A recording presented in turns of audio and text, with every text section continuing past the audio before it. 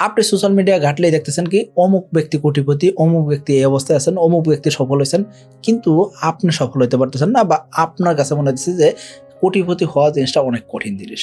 হ্যাঁ, কোটিপতি হওয়া আসলেই কঠিন জিনিস, তবে আপনি যদি চান সেক্ষেত্রে অবশ্যই সম্ভব।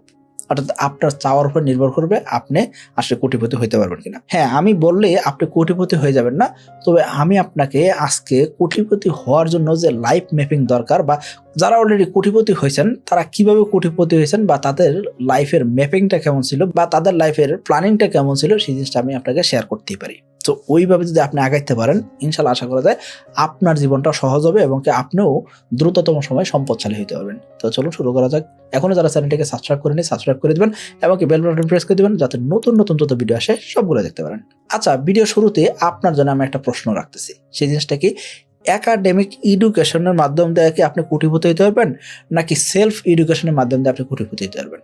হ্যাঁ, বেশিরভাগ উত্তর আসবে কি সেলফ এডুকেশনের মাধ্যম দিয়ে কোটিপতি হওয়া যায়, একাডেমিক এডুকেশন দিয়ে আসলে কোটিপতি হওয়া যায় না। কারণ কি আমাদের শিক্ষা ব্যবস্থাপনায় এমন কোনো পাঠ্যপুস্তকে এমন কোনো জায়গায় লেখা নাই যে কোটিপতি হইতে গেলে এইভাবে লাইফটাকে প্ল্যানিং করো, অথবা আমাদের পাঠ্যপুস্তকে কখনো এরকম শেখানো হয় না যে একটা ব্যবসা কেমনে করতে হয়, কি ভাবে ব্যবসা করলে লোকসান হবে না, অথবা এই বিজনেসে কি সমস্যা ফেস করতেছে, একদম ফিল্ডে কি হয় সেটা আমাদের এডুকেশন ব্যবস্থাপনায় কখনো শেখায় না। জাস্ট থিওরিটিক্যাল জিনিস দিয়ে আমাদের একাডেমিক জীবনটা শেষ হয়। তো তার মানে আপনি যদি কোটিপতি হইতে চান, সম্পদশালী হইতে চান, সেই জন্য অবশ্যই আপনার কি দরকার হবে, একাডেমিক এডুকেশনের বাইরে আপনার অবশ্যই সেলফ লার্নিং বা সেলফ এডুকেশনের দরকার হবে। তা না হলে কখনোই আপনি সম্পদশালী হইতে পারবেন না। এখন আপনি যদি সম্পদশালী হইতে না চান, সেক্ষেত্রে কেউ কি আপনাকে সম্পদশালী করতে পারবে? সম্ভব না। সুতরাং আপনি যদি সম্পদশালী হইতে চান, সেক্ষেত্রে অবশ্যই আপনার মাইন্ডসেটটা এমন হইতে হবে যে আপনি আসলেই জেনুইনলি সম্পদশালী হবেন। এটা আপনার একটা গোল, বা এটা আপনার জীবনের লক্ষ্য। এইরকম আপনার মাইন্ডসেট রেডি করতে হবে, সর্বপ্রথম একটা আমার কাজ। দ্বিতীয় যে কাজটা করতে হবে সেটা কি, আপনার জীবনের খরচ কমাইতে হবে। আমরা ছোট থেকেই খরচ কমানো যদি না শিখি, সেই ক্ষেত্রে আমরা যত বড় হব আমাদের খরচ করার মেন্টালিটি বাড়তে থাকবে। তো আমরা ছোট থেকে খরচ কম করা শিখে যাব। অর্থাৎ অতিরিক্ত যদি খরচ করি, অতিরিক্ত বার্নিং করি, সেক্ষেত্রে আমরা আসলে সম্পদশালী হইতে পারবো না। সো আপনার বয়স যদি 15 বছর, 20 বছর বা 25 বছর হয়, সেক্ষেত্রে অবশ্যই আপনি এখনো একটা ইউনিভার্সিটি স্টুডেন্ট অথবা কলেজ বা স্কুলের স্টুডেন্ট। এই অবস্থায় আপনার অবশ্যই কি করা উচিত, যে কোনো একটা ইনকাম সোর্স খুঁজে বের করা উচিত। সেটা পার্ট টাইম জব হোক আর যে কোনো মাধ্যম দিয়ে হোক, আপনার অবশ্যই একটা ইনকাম সোর্স হতে হবে যেগুলো লিগ্যাল, এবং কি এটা আপনার স্কিলের কারণে আপনি পাইতেছেন। সো আপনার লিগ্যাল এবং স্কিলের মাধ্যম দিয়ে একটা ইনকাম করার অপশন আপনার তৈরি করতে হবে। এরপর আসলে আপনার একাডেমিক লাইফ শেষ। এখন আপনি কি করবেন, আপনি হয় জবে ঢুকবেন অথবা আপনি একটা বিজনেস শুরু করবেন। যদি আপনি জবে ঢুকেন, সেই ক্ষেত্রে আমি বলবো আপনাকে প্যাসিভ ইনকামের অপশন তৈরি করতে হবে। আর যদি আপনি বিজনেসে ঢুকেন, সেই ক্ষেত্রে অবশ্যই একাধিক বিজনেস যাতে থাকে বা মাল্টিপল ইনকাম সোর্স যাতে তৈরি হয়, সেই জিনিসটা আপনার অবশ্যই দরকার হবে। তা না হলে কখনোই আপনি সম্পদশালী হইতে পারবেন না। সম্পদশালী হইতে চাইলে কখনোই আপনি একটা ওয়েতে সম্পদশালী হইতে পারবেন না, এটা আমি আপনাকে চ্যালেঞ্জ করতে পারবো। হ্যাঁ, হাজারে একটা, লক্ষতে একজন ব্যক্তি হয়তো বা একটা উপায়ে সম্পদশালী হইতেছেন, কিন্তু অধিকাংশ ক্ষেত্রে দেখা যাচ্ছে কি একটা উপায়ে বা একটা ইনকাম সোর্স দিয়ে আপনি সম্পদশালী হতে পারবেন না। এই যে আপনি সম্পদশালী হইতে চাইতেছেন, এই ক্ষেত্রে আপনার কি দরকার হবে, অবশ্যই টাকা জমাইতে জানতে হবে, অর্থাৎ সঞ্চয় করতে জানতে হবে। ইনকাম করলেন, খরচ করলেন, ইনকাম করলেন, খরচ করলেন, এরকম জীবনযাপন দিয়ে আপনি কখনোই সম্পদশালী হতে পারবেন না। এখন আপনি বলতেন ভাই আমি তো একটা লিমিটেড ইনকাম করি, আমার একটা জব আছে, এটা থেকে খুব একটা ইনকাম আসে না।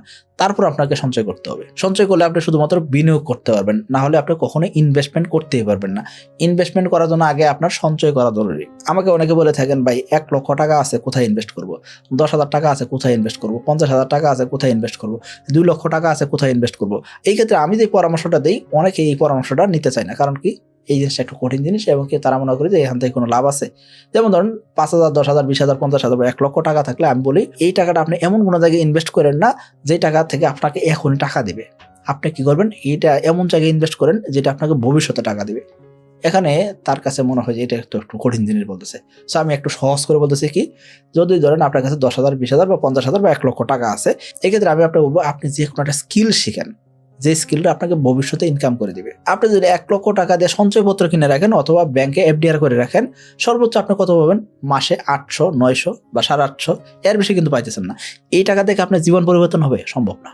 সো এই টাকাতে আপনি কখনোই কোটিপতি হতে পারবেন না। তাহলে কোটিপতি বা সম্পদশালী হতে চাইলে আপনার কি দরকার হবে? নিজের একটা স্কিল ডেভেলপমেন্ট দরকার হবে, নিজের ভিতরে ওইরকম স্কিল থাকতে হবে, তা নাহলে কখনোই আপনি সম্পদশালী হতে পারবেন না।